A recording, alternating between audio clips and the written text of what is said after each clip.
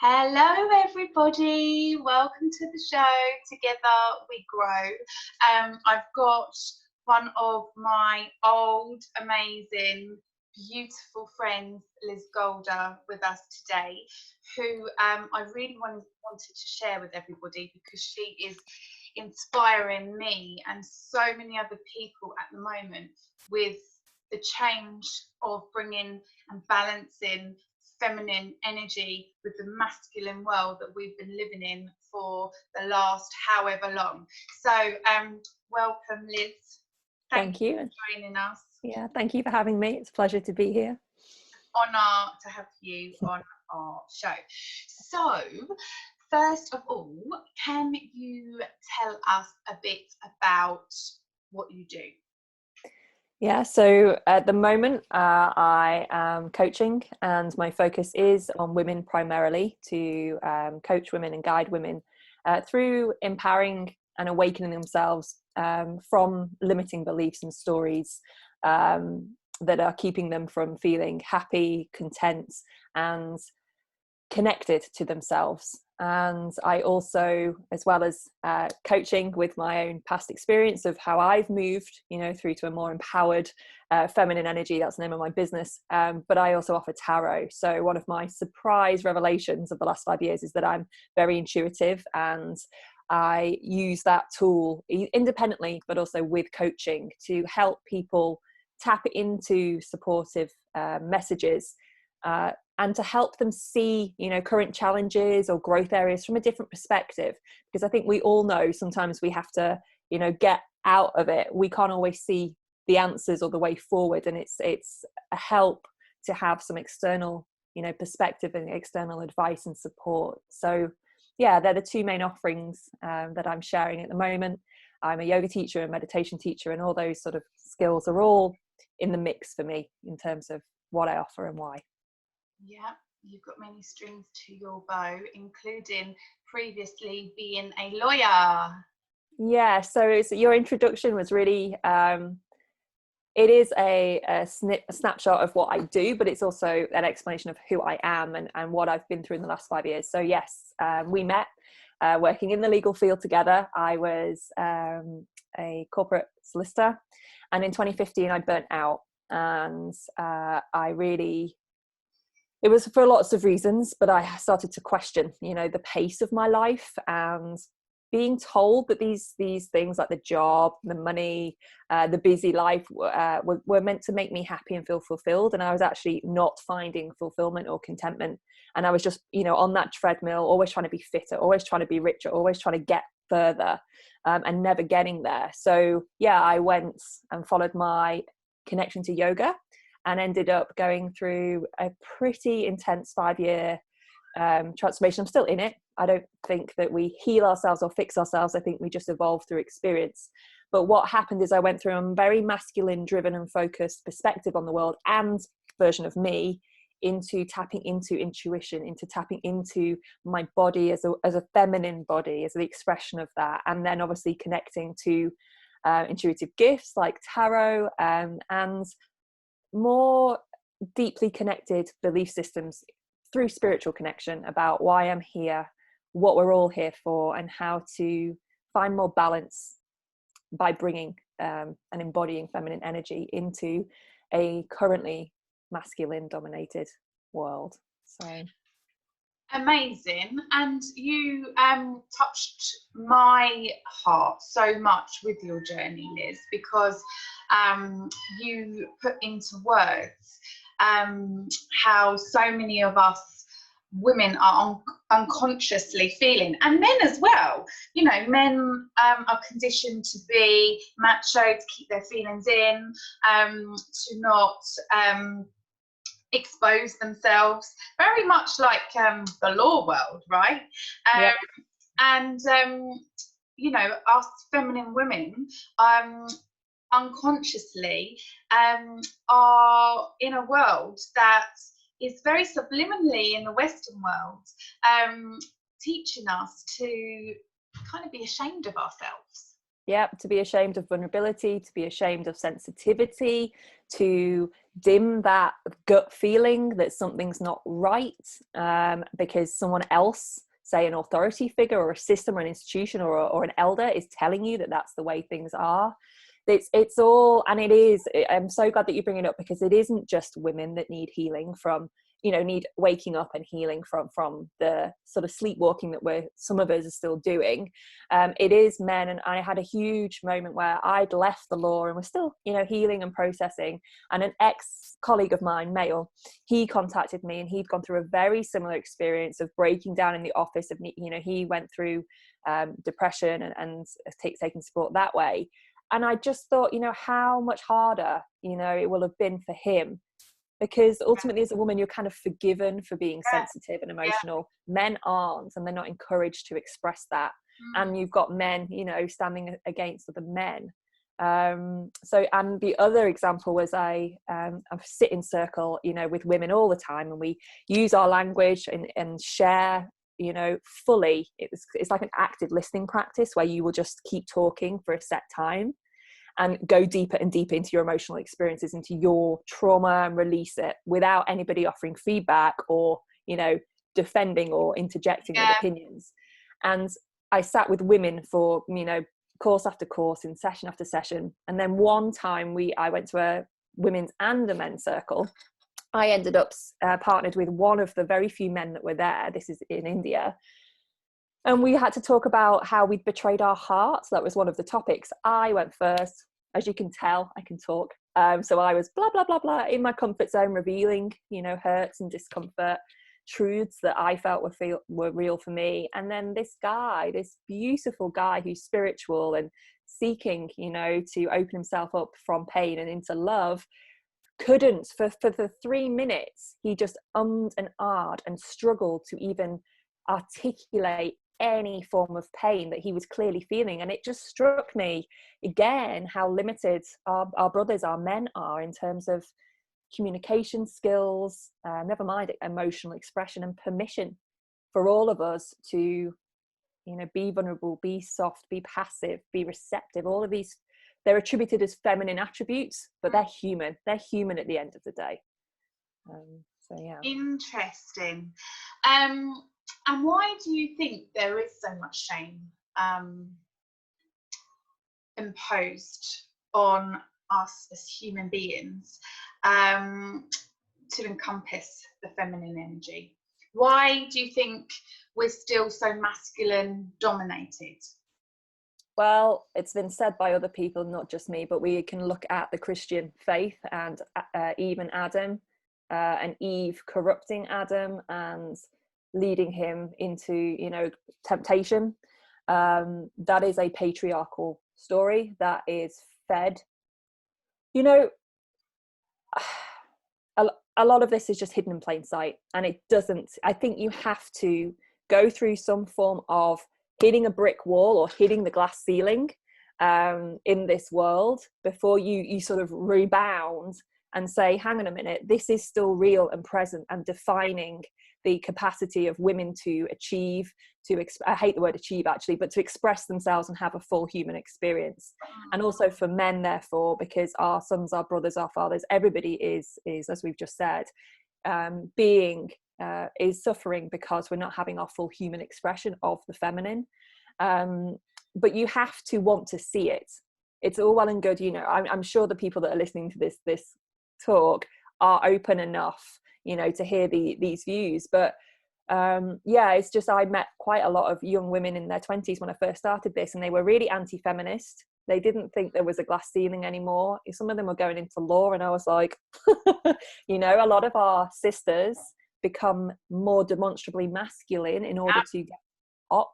And that, it just perpetuates the problem, because our role models, they're doing the best they can. It's not to blame or shame them, but it's just for us to take a step back and take an honest look at really, what are these stories still perpetuating all of our societies and systems. But as I say, I just think, unfortunately, it takes you not fitting the mold anymore to wake up and then be happy to question it. And shame is a real important point, because I was talking about this yesterday. If we make a mistake, we all do, and we all have lazy, unconscious language. I'm a white, privileged Western woman. I have unconscious bias and privilege that I'm not aware of can alienate and discriminate and prejudice other people who are not from my background and my experiences. And that's not to say I intend to do harm or create division. It is, inherent in the way our world operates. We have a home, we have a system and a culture that we belong to. But what happens is shame prevents there being a healing conversation. It prevents us from saying, I made a mistake. I said something that disempowered people. And rather than admit that and apologize and have a conversation, I'm just going to, shut down the conversation and pretend it didn't happen, or I'm just, just going to close the door. So in terms of how we deal with shame, we're personally shamed by our beliefs and behaviors. So we stay quiet, but we're also then shamed. Shame is what holds us back, because people will launch and attack people for making mistakes by holding them up to great expectations that they shouldn't have made those mistakes, rather than admitting we're all flawed. And the most important thing is to have a dialogue around the mistakes and the privilege and the bias, rather than hanging people out to dry because they've gone too far with an idea or a statement. Particularly public role models and influencers, people that we hold to high regard and high account. I think we shame them, when they make mistakes, and that misses this healing opportunity to really look at the imbalance and the healing that we all need, through conversation. Sorry. Yeah, no, that was a long ramble, so hopefully that made sense. No, that was perfect. I got going. Perfect. Because shame is in all of us. It's the way we operate, isn't it? And from the conversations I've had with you about feminine energy, you talk very much about the balance of both feminine and masculine, because they're both important, aren't they? And you've got a very masculine and feminine energy inside you, because your sun sign is Taurus, which is very masculine, earthy, and feminine earthy, but yeah. Oh, okay, there you go. It's do, isn't it? Yeah. And then you've got your Cancerian sign, which is very emotional and beautiful. So can you talk to us more about how both sides play an importance, and that we need the harmony of both sides? Yeah, so just to use your astrology to give it full completeness, I'm Gemini ascending, and that's masculine energy. So the ascending sign, our rising sign, is how we often present to the world. Our sun sign is, where we're sort of having our values and our sense of self. And then our moon sign is our emotional interior experience. So it doesn't really, we're not just limited by those planets. Like, people will follow their star sign, their sun sign, but it's so much more nuanced than that, because all of the planets were in a certain perspective when we were born, and obviously are still moving around the system as we age and evolve and go through experiences. So they all have energetic effect, and they're masculine and feminine. In balance isn't 50-50. We're never gonna, it's not about reaching a static point of, I'm 50% in my feminine and 50% in my masculine. It's allowing those energies to move and flow, but with awareness. And I think, unfortunately, with the current state of the Western world, with the patriarchy, we are not aware that we're masculine energy dominated in the way we're educated, in the way that we're valued, the way that we work, even the way that we have family, the way that we progress and achieve through life, in terms of, particularly in the UK, it's a specific niche achievement to buy and own a house. Our European, brothers and sisters don't even have that, expression of it. So there's just so much that on a very subtle level that's coming from the drive to achieve, to compete, to compare, and to progress. And they are masculine energetic elements, and they're not bad. No. We need them. You and I made this happen because we used our masculine energy to, move a plan forward. We could have spent endless time just having chats and discussions about how nice it would be, in theory, to have this I've done for engagement. years, because I am completely dominated, as anyone that knows me, by feminine energy. So, I think that's quite an important point to make. Would you agree? Totally. About how we can go completely into too much feminine energy. Yeah, but again, it's all something came up for me. There was an article that's been published on Elephant Journal about the toxic language around identifying with the divine feminine, and there's a preoccupation with it being, in your goddess clothes and being floaty and being passive and being the almost the the titillator of your partner and your children, and that is divine feminine, but it's only an aspect of it. And the divine feminine is also the vicious, protective tigress mother who will rip out the throat of anybody that comes near her cubs or her tribe. Exactly. So, and the masculine has the softness and the strength of being a container, so I just, it's interesting that this comes up, because we do, as teachers of this stuff, or as facilitators, we need to be careful about our language and what the implications are in terms of feminine and masculine. And it's a minefield. And this leads me back into the other point, is I'm learning this as much as anybody else is that's listening to this and also experiencing it. And it's just personal experience first and foremost that leads me to my views. And please talk more about that, if you don't mind. That, I mean, you come from quite, you've been inspired to come on this journey by your ancestral stories that have kind of carried on down the line, because as you have shared with me and taught me, that so much of who we are today is a real product of our family history, so we can kind of act out in ways that are nothing to do with us personally, that have come down, and that's really interesting. Do you mind talking a bit? Yeah, I mean, I for anybody who's struggling to understand that concept, you just have to look at how kids and parents resemble each other in looks, in mannerisms. There's the nature versus nurture argument in terms of, my mum makes me laugh because now she says at the moment, I'm turning into my dad. Like, she sees her father in her face as she's going through an aging process. So it's demonstrable on the physical level, but it's also there on an emotional, mental and energetic level. And for me, it's played out in interesting ways in terms of relationship dynamics, romantic relationship dynamics. My mum divorced from my father. I've had personal story about having a broken home and approval issues with my father figures as I've gone through life, and my sister, I mean, this is personal information which I'm happy to share, but my sister has been divorced, and there were similarities in that relationship dynamic to what my mother said that she experienced. And then, so I'm sort of easing in gently to the examples. So the main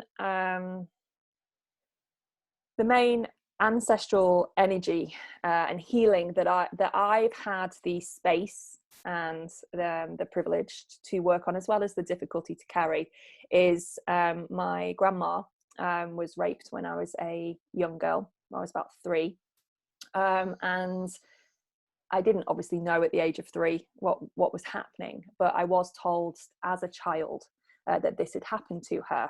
And I think most women, if not all of us, do feel fear, do feel vulnerable as a default experience in this world. But because of that knowledge and of other experiences around me, I got to the age of 16 and I was relieved that I hadn't been abused or assaulted in some way. And actually, now I'm older, I look back at some of my consensual sexual relationships, or just even, sharing physical contact. They were consensual at the time, but they weren't informed. And I was doing a lot of things because it's what your friends did. You kissed boys, you hung out. And so that to one side, sexual relationships and sexual relating and having, I have always seen sex as a power struggle, as something that you give away to a man. We all have a story around virginity and how precious our flower is, and we must give it away. And it's like it, but we don't talk about it from the other perspective. What is the man receiving from the woman?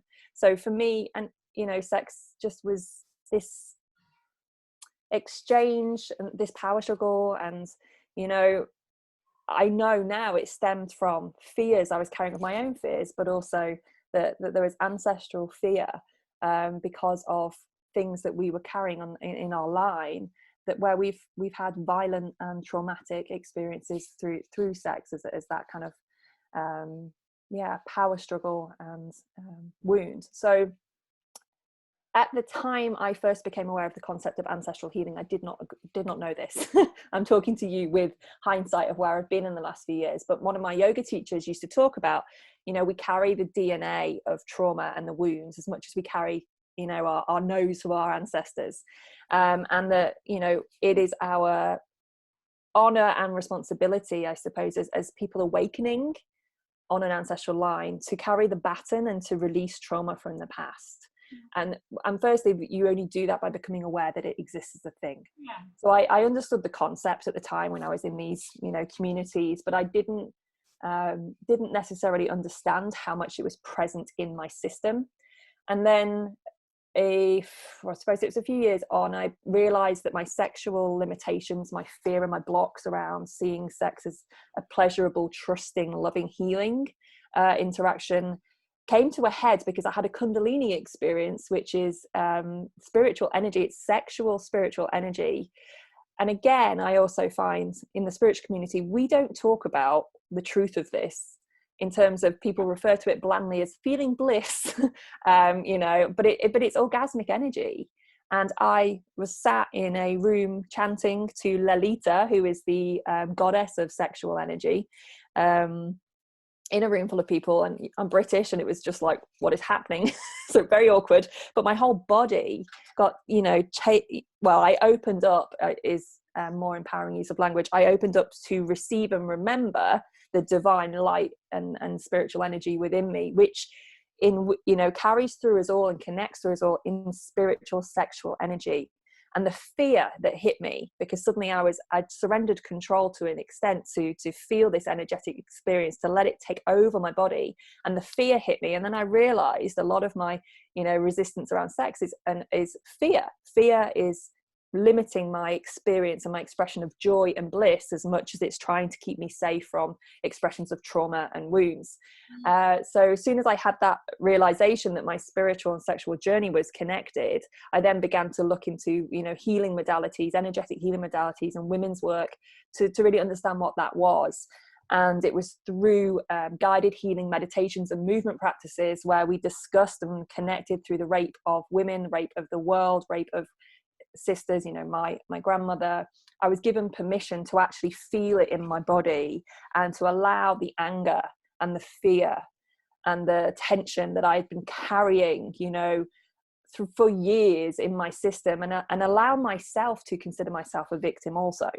Because as a woman, we are victims to it, because we are living in this energy of fear that we make ourselves vulnerable because men can't be trusted, etc. All those awful narratives where we shame victims, we shame women. And it's not just women. I'm well aware that men are, and children are abused and vulnerable too. But speaking from my healing journey, it was through this really deep meditative, experience where I felt the rot in my gut, and I was almost, throwing up this darkness, this heaviness that was in me.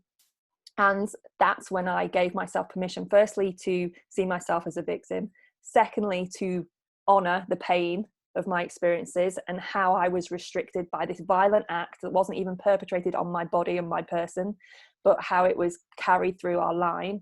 And then I gave myself permission to let go of it, because the women or the men or the children who are victims to these horrendous physical experiences, they don't necessarily have the space from the violence, from the trauma, to be able to forgive and let it go. I do not sit here and compare myself as a victim to those people, and I never would, but we all suffer by the actions of other people, and it is our responsibility, I believe, to honor that darkness and how it affects and pervades us all, so that we can release it. And I could let it go.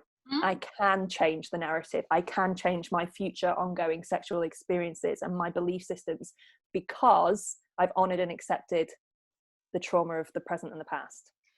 And getting really personal with you now, one of Mm. the amazing things about you, Liz, is your honesty. And I feel that that is going to open up so much positive transformation for other people, for everyone else to be able to do the same, including myself. Personally, has your sexual experiences changed as a result of this transformation? Yes, transformation work. Yeah, there's so much more that's gone on. You know, it wasn't that epiphany moment. If anything, the sort of Kundalini experience,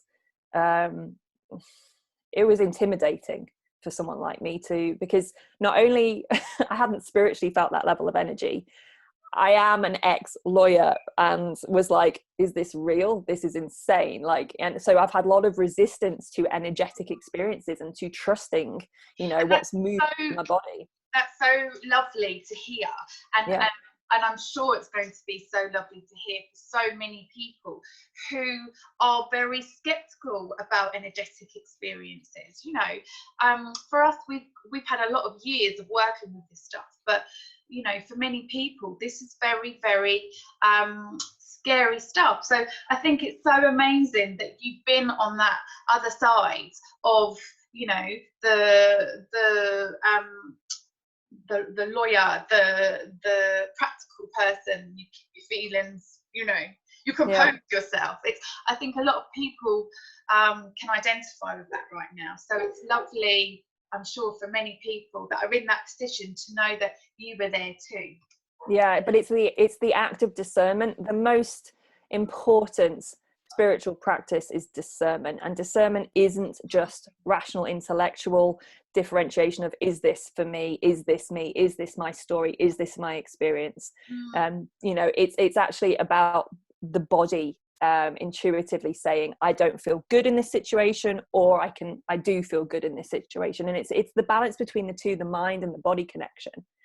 And yeah, I still practice discernment with all of this, because just because I've had quite a few now powerful energetic experiences, I still have, you know, I still have that cynicism or resistance or guard or just protectiveness for myself, you know, when I'm in, you know, in community or connecting with someone else, because it really doesn't matter what, even my experience, this experience is personal to me. It has been, it has grown and been organic to me based on who I've been and who I am, and all the elements that make me up.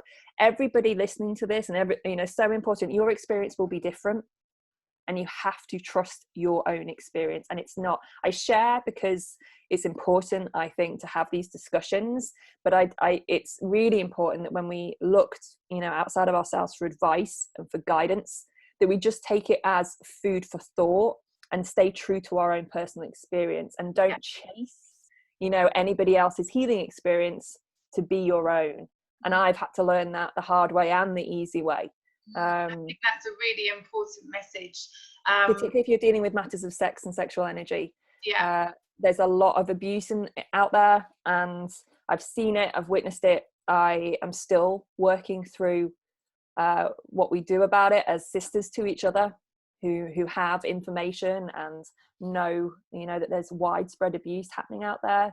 It's a very present issue for me at the moment, because one of my teachers is leading a movement. It's Yoni Shakti, the movement. It's Uma Dinsmore Thule. She is bringing women and men together who want to know more about the sort of yoga Me Too movement. So this is real and this is present. And, you know, anybody who's trying to spiritually awaken, you make yourselves, well, that's terrible language. I don't say make yourself vulnerable. You're not, you are vulnerable, because the mainstream system isn't supporting you. So you are having to look outside of it. And whether you go to India or not, it doesn't really matter.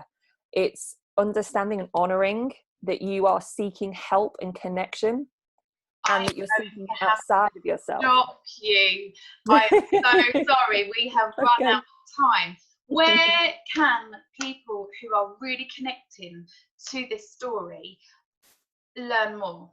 How can we get hold of you, Liz? Yeah, so I'm active on social media. So Facebook and Instagram, Embodied Feminine Energy. On Instagram, it's embodied.feminine.energy.